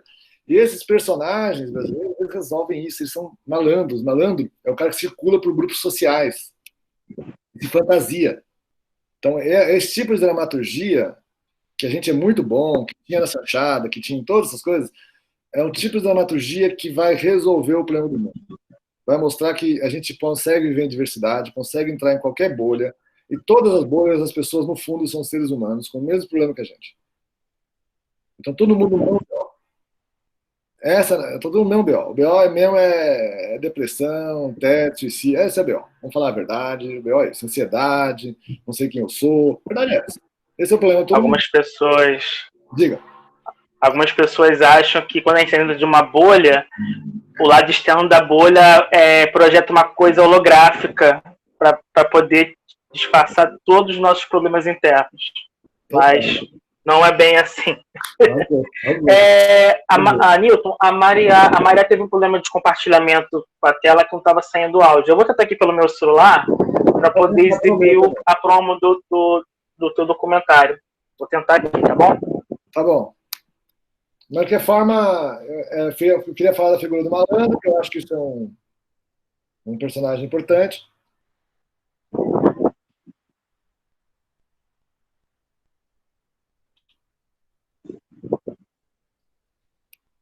Bem, e depois a gente conclui também, né? Já está 9h30 já. Consegue ouvir o áudio? Não. Não está saindo áudio, gente? É que tá... então... Não está saindo áudio, não. Eu tô ouvindo o áudio pelo meu celular, mas vocês não estão ouvindo o áudio. Não. Gente, fica para outra, vai. Ah, que pena. É tão bom esse... Quem quiser ouvir, passa o promo escondido lá. Que é um filme que lançou, então... Eu acho que eu nem posso... Não sei se eu posso passar esse promo, na verdade. Oficialmente, acho que eu não posso. Ok. Mas veja bem, gente. Na verdade, quem não viu, é um documentário que a gente queria... A gente faz essas coisas... É documentário, mas a gente cria os personagens... Cada pessoa inventa um avatar tropical, que é o seu ser mais independente, e aí criou a Maria Maravilha, por exemplo, que é uma pombagira que luta contra o patriarcado, mas aí luta de um jeito artísticos e criando performances artísticas. Então é um filme performático, que cada episódio tem uma pessoa que cria. O Rubinho assistiu tudo, o Rubinho gostou. Cada um que cria um personagem, e esse personagem cria uma performance para tentar resolver um problema bastante curioso. Problemas como o capitalismo, o vício, problemas grandes. O patriarcado, um problema bastante ambicioso. E aí mostra em contraposição essa identidade nacional, quais são as características da identidade nacional que a gente acha que podem ajudar a resolver cada problema. É um filme meio assim, bem... Então, quando passar... Mas o que importa aqui para o nosso papo, voltar ao nosso musical, para concluir, e aí vocês podem perguntar um pouco mais. No melodrama, só para vocês lembrarem, dentro da lógica do melodrama, o vilão é o falso. A pessoa que você não conhece a identidade, que se disfarça, usando aquelas máscaras, né? Então, essa coisa da autenticidade, de quem é o verdadeiro Newton, de quem é ele exatamente. Essa é coisa do melodrama. Você essa paranoia de ficar buscando, essa pessoa, na verdade, ela está aqui, mas na verdade ela é uma coisa horrorosa, no fundo ela é um bolsominion. Essa coisa de ficar buscando quem... É muito melodrama, de ficar buscando, assim, sabe? Sem entender que as pessoas são metamorfoses ambulantes. Né? Toda a filosofia ocidental é baseada no eu, na construção do eu, enquanto que as filosofias xamânicas, o jeito de ser xamânico, né, é baseado na possessão. Então, na capacidade de ser possuído, de tocar a identidade, possuído por mediunidade, possuído por um personagem, pelo teatro, de circular por personagem. Isso tudo era considerado coisa do demônio. Que é por isso que o trickster, que é o coiote, nas culturas mais do México, aqui no Brasil é o Exu, na Grécia é o Hermes, né? Que é o cara que circula, que é o guardião da fronteira, que circula entre os mundos, ele circula entre o bem e o mal, entre a bolha tal e a bolha Y, e é um agente secreto, aquele cara que você não sabe qual que é a dele, né? O 007, ele tá lá, mas também pode atacar pedreiro, é um doidão. Assim, no fundo, ele é meio picareta, de fantasia, né? Isso aqui é um trickster, o 007. Né? Esse personagem é um personagem da farsa. Esse herói. Né? Tem no melodrama, mas quando tem no melodrama, isso é considerado um vilão. É um cara que você não conhece a identidade dele. A gente está buscando autenticidade. E então, agora, é claro que a gente pode romper essas dicotomias, que é o que está acontecendo agora, a próxima etapa, e chegar à capacidade de ter um eu superior, que é autêntico e a sua essência, que controla vários personagens. Isso é a tendência, em termos de a gente que trabalha com identidade. Assim. Identidade é isso, né? Nós temos. Não é que a gente é doido, esquizofrênico, tem vários personagens, não sei o que eu sou. Não, eu tenho um eu superior, que tem alguns valores ali, tem uma coisa meio abstrata, que tem uma ética, que é importante para cumprir contrato, para cumprir o projeto moderno, de ter estabilidade, de as pessoas não enganarem as outras, de ter confiança, recuperar a confiança. Todas essas coisas são importantes. Mas esse eu superior é para essa esfera jurídica, praticamente, de contratos. Contratos com pessoas. Eu casei com a pessoa tem que ser, né, cumprir o contrato com ela. Estou namorando, cumprir o contrato. Com contratos. Né? Porque senão dá muita instabilidade, cansa muito, dá muito pior. Aí, mas dá para ter esse negócio e ter os personagens embaixo. Que você circula com eles. Então, esses papos meio abstratos, gente, é o que tem que se traduzir em dramaturgia. Eu estou buscando, como artista, traduzir em dramaturgia isso. Essa fim dessa dicotomia entre ser um e ser vários. Fim da dicotomia entre ser monoteísta e ser politeísta. Fim de qualquer dicotomia. Fim da dicotomia entre patriarcado e matriarcado. Fim da dicotomia, fim da dicotomia. Fim da dicotomia. Fim do maniqueísmo. Sair da lógica do melodrama maniqueísta, que uma coisa é boa, outra é má, e mostrar que as coisas circulam e podem transcender. A gente pode traduzir isso em dramaturgia. Só exemplos também para a gente lembrar, para concluir.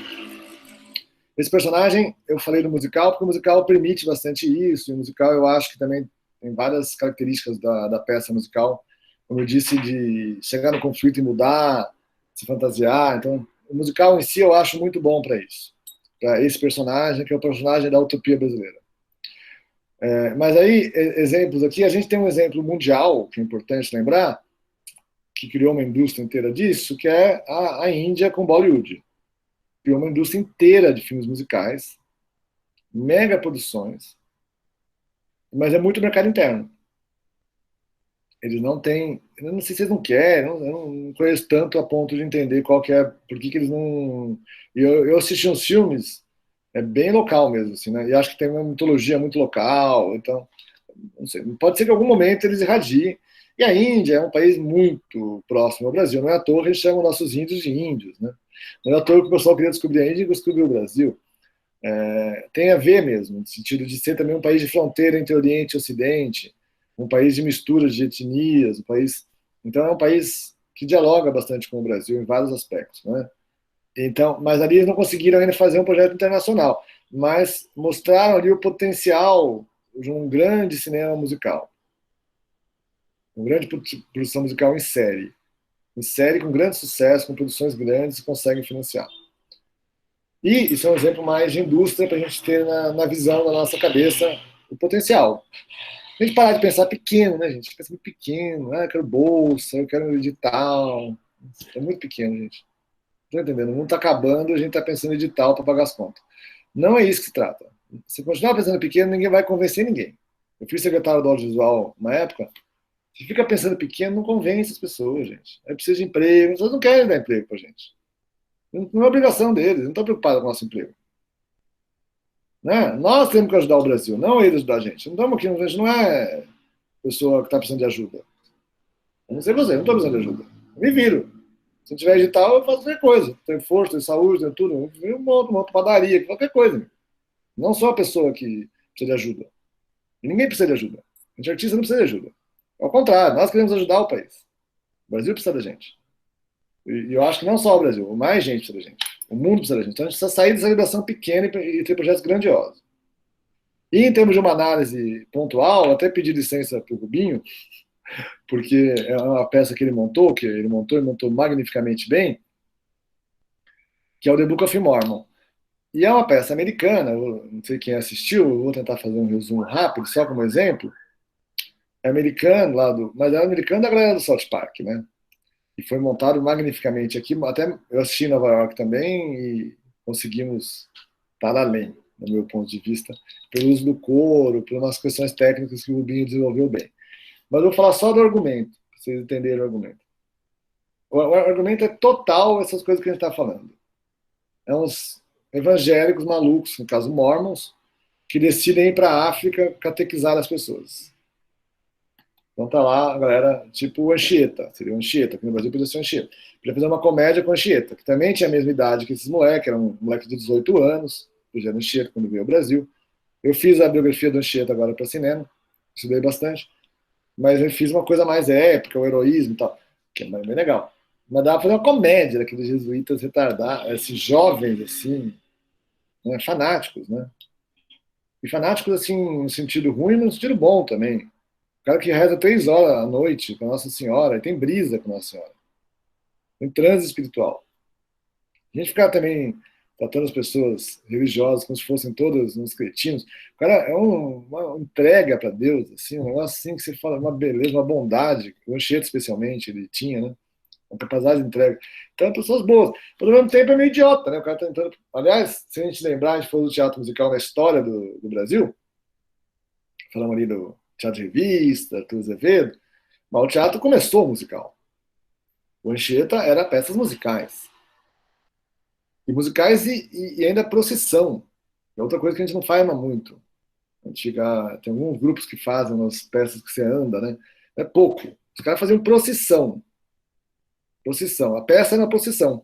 Você está na procissão, rezando para Deus. Aí tem uns caras que entram no meio, o Anangá, Anhangá, que era o demônio indígena. Aí tentavam pegar o cara bom. Umas comédias, assim, o demônio meio cômico. Era isso que nós falando. Um teatro pedagógico que fazia sincretismo com a cultura indígena. Era sincrético. As análises atuais mostram que era sincrético. Ou seja, o cristianismo se deixava contaminar pela cultura indígena. Ele dialogava com a cultura indígena. O Anchieta, por exemplo, virou um bruxo, um autoconhecedor de ervas, a partir do conhecimento dos índios. Então, existia um sincretismo, uma mistura de culturas. A gente ficava opressão, mas existia. E esse teatro era musical. Então, o Book of Mormon era essa história. Os mormons americanos, dogmáticos, tentando converter os africanos, e os africanos têm plena guerra civil, uma situação trágica. As pessoas matando uns aos outros e tirando o grelho das meninas, porque aí tinha uma crença maluca de que se você estuprar uma criança, você não pega AIDS. Um estupro de crianças. É uma situação de extrema violência.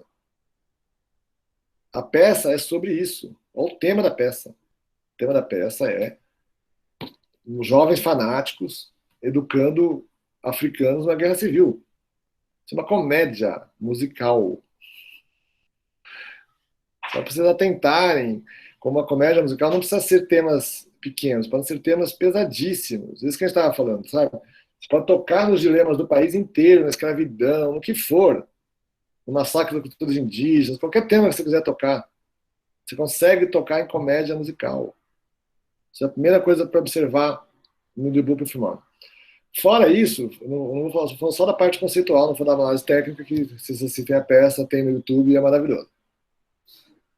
Fora isso, só para a gente perceber isso, fora isso, ele começa assim, mas ao mesmo tempo, daqui a pouco, ele vai humanizando os mormons. Você vai tendo carinho pelos mormons. Não é uma crítica idiota aos mormons. Você fala, carinho, coitados dos moleques. É uns molequinhos, gente. Não é igreja, tem umas pessoas reais que estão indo lá, o pequeno pregador. A gente fica, o Edir Macedo é uma pessoa, tal. Pode ser, se quiser fazer, tal. Essa série que eu vi é sobre o Edir Macedo, americano, e não acha que ele é uma pessoa. Eu acho que uma pessoa não é ninguém. Mas se você quiser achar que ele é uma pessoa, pode até ser. Agora, você querer tratar cada obreiro como uma pessoa, gente, Não é possível. É muita falta de generosidade, muita falta de empatia. Não é uma coisa de artista. Artista não tem isso. Artista acha as pessoas boas, gente. Artista vê Hitler e trata como pessoa. Esse é artista. Entendam isso. Isso é empatia. Artista é assim. A gente tem carinho até pelo Hitler. Não é possível que a gente fique julgando todo mundo na rua, gente. Não é possível. Tem que parar com isso. Aí, ali, ele vai lá e tem empatia pelos mormons, entende os dramas dos meninos. Como eles são bobos, na verdade. E aí tem e o genial da peça, que começa assim, aí aquele tenta pregar, e tem um super correto, e tem um doidinho. E o correto quer pregar não dá certo. Aí o doidinho, que não sabe direito a Bíblia, não decorou direito, decorou mais ou menos, o outro decorou tudo a Bíblia. Mas o doidinho gosta muito de Guerra nas Estrelas, cultura pop. Aí ele começa a misturar a Bíblia com cultura pop. Ele começa a recontar as histórias da Bíblia com cultura pop. Aquilo dá certo. Olha que louco, dá certo. Os africanos concordam com ele. Se convertem ao cristianismo misturado com Guerra das Estrelas. Não tem nada tão maluco também. Se Guerra das Estrelas, vocês sabem, ele estudou em escola jesuíta, né? Aquela roupa, por exemplo, é a escola jesuíta. Aquela roupa negra. Então, tem matrizes ali cristãs muito claras, né? No Guerra das Estrelas. Então, mas ele misturou ali com cultura pop e reinventou uma Bíblia, criou uma nova religião. Então, um garotinho de 18 anos, é a história da peça, da Book of Mormon. Ele criou uma nova religião.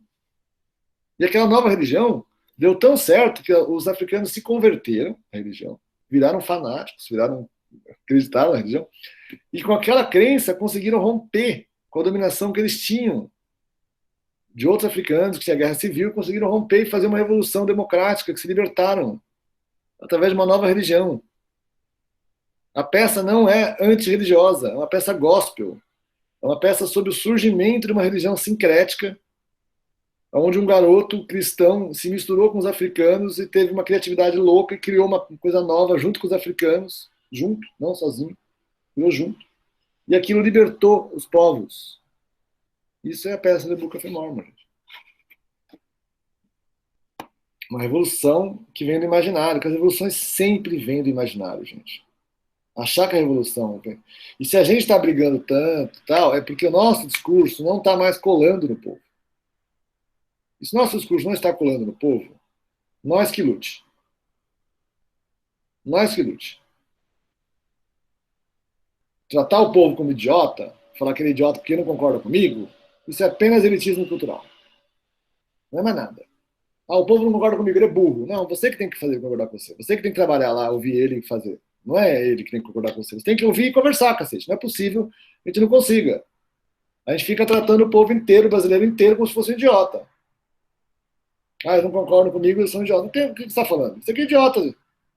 Você que tem tempo de ficar estudando, fazendo peça, você que tem que conseguir conversar com ele. Ele trabalha. Trabalha todo dia. Você que tem que ouvir o que ele está querendo ali e conseguir conversar, criar alguma narrativa que funcione para ele. Não ele tem que concordar com a tua. Isso é tentativa de imposição cultural. Então, nós, progressistas, estamos tentando impor a nossa cultura a eles e tratando eles como cretinos, porque eles não concordam com nós. E falando que eles são burros, porque não concordam. Que isso, cara? Para, presta atenção no povo, o que eles estão querendo. Esse garotinho do The Book of Mormon fez isso. Ele queria ajudar as pessoas de coração mesmo. Estava lá, era um cara que estava ajudando, tentando ajudar, mas imagina, ele estava usando a Bíblia, uma coisa completamente anacrônica para a África. Então não funcionava. Aí ele teve que adaptar a Bíblia para funcionar. Olha que história linda. Então esse é um exemplo de uma narrativa concreta que mostra o sincretismo. E os americanos fizeram muito tropicalista. Assim, eu acho muito tropicalista. Ainda bem que o Rubinho montou no Brasil. Parabéns, Rubinho, porque é muito tropicalista. Parabéns por ter feito isso com alunos. Eu acho muito tropicalista, muito transcendente, faz tudo que a gente gosta no tropicalismo. Mostra, sai tanto do descido aos infernos mesmo, porque eles tem isso, né? De mostrar, mexer nas entranhas da nação, revelar os fascismos, revelar o racismo, revelar todos os problemas reais que existem, que são horrorosos, mas ao mesmo tempo transmutar isso para alegria. Poder curativo da alegria. É uma peça tropicalista feita por americanos, mas nós faremos as nossas em breve. Com isso eu queria concluir. Gratidão a todos aí. Desculpe, demorei bastante, já são quase 2 horas aqui, demorou mais do que o combinado. Aí podem perguntar um pouquinho para a gente concluir, né, gente? Pessoal, alguém tem mais alguma pergunta a fazer para o Newton? O Tem Newton, alguma colocação? o Newton, primeiro, agradecer, Newton. Você é um papo maravilhoso, traz para a gente muitas reflexões. Essa análise do book eu acho perfeita. Agradeço o elogio, mas a análise dramatúrgica é isso mesmo. Eu acho que quando você começou, aliás, falando sobre a questão da nossa música, da nossa arte de modo geral, e que a nossa dramaturgia ainda não está ainda num ponto de tanta excelência como é por exemplo, a dramaturgia do teatro musical americano. E você falou uma coisa que foi muito interessante, porque a Bárbara Eliodora, quando foi assistir o Book of Mormon, e a Bárbara era uma crítica muito severa, e foi minha professora, né? E topou assistir, e quando ela saiu do Book of Mormon, ela falou assim: Rubinho, obrigado por você ter montado esse espetáculo. Eu fiquei inchado, né? Assim, eu falei, obrigado, porque eu não tenho mais idade nem saúde para assistir em Nova York. Eu entendi tudo quando montou. E aí ela terminou, quando ela entrou no carro, ela veio no meu ouvido e falou assim: eu estou de saco cheio de musical, de gente, de cantor que já morreu. Isso, quando ela fala isso e entra no carro, é muito significativo, o que você falou exatamente isso no início, né? E acho que quando você cita o teatro musical, eu posso dizer para você que vão existir exemplos no musical americano, né, que foram transformadores de uma era, de uma geração, comédias que você pode parecer estranho. Por exemplo, se você lê uma sinopse do que é o Book of Mormon, é inacreditável você pensar que aquilo vira uma comédia e que humaniza, de um certo modo, todos, né? Você começa com os arquétipos todos ali, tanto dos mormons quanto dos africanos, né? Com as crenças, e ao mesmo tempo há uma espécie de reinvenção, né? Através da fé também, o que é super importante, né? E é isso, Eu, sinceramente, não sei se alguém... Porque, normalmente, ô Newton, esses aulões, eles têm uma particularidade. Eles vão ganhando público à medida em que eles entram quando eles começam a ser vistos, daqui a umas 2, 3 semanas vai ter um público muito grande, porque é um tema curioso, acho que, e sedutor, né? E, sinceramente, eu falando em nome do Unirio Teatro Musicado, né, te agradeço, porque foi um papo muito interessante, que eu acho que todo mundo vai sair daqui muito mais atento, mais questionador. Eu acho que envolveu tudo, né? Envolveu teatro, envolveu filosofia, envolveu utopias, né? Que é o que a gente está precisando, né?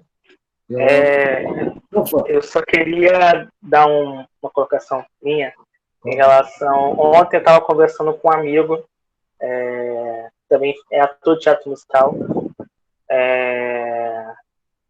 Eu falei com ele assim, cara, o que falta de ter um teatro musical com uma dramaturgia brasileira, autêntica, nova, inédita, com trilha sonora inédita. A gente acaba se adaptando por Broadway, a gente acaba se adaptando por literatura brasileira, que é ótimo. Mas, assim, dá falta ainda a gente pegar a essência do Brasil e tal, e que coincidiu da gente estar tendo esse aulão hoje. entendeu? Então, essas informações que você passou, seu conhecimento sobre a utopia brasileira, o teatro musical, acabou me dando assim mais faíscas na minha mente e tal. Então, assim, eu tenho vontade de escrever um roteiro para um musical futuramente. Não sei, não, em Rio, como TCC, não sei. Mas as coisas estão fervendo na minha cabeça, ainda mais agora com o teu aulão. Legal. Agradeço demais. Legal, galera. Eu acho que é um estudo para a gente continuar, gente. Vocês continuarem na vida de vocês, ficarem atentos, tem bastante prática. Procurar os intérpretes do Brasil, sabe? Não ter vergonha de fazer o Brasil. Começar a dar uma bolinha também, sabe? Uma bolinha. Eu acho que vai surgir ideias. Vocês pesquisando mesmo essas coisas, sabe? Lendo, vai surgir ideias, né? Sair dos modismos atuais não tem regulamento. Criar uma moda nova. Tenha a coragem de criar uma nova que vai dar certo. Então, gente, quero agradecer demais a presença de todos aqui nesse salão com o Nilton Canito. Mais alguma colocação? Considerações finais, ou Nilton? Não, okay. Foi essa aí da gente romper mais o Brasil e dar uma bola para o povo brasileiro. Ok, então, gente, estamos encerrando aqui mais esse aulão. Muito obrigado pela presença e bom final de semana, gente. Beijo. Até a próxima. Tchau, gente. Tchau. Tchau. Parabéns a todos. Gratidão.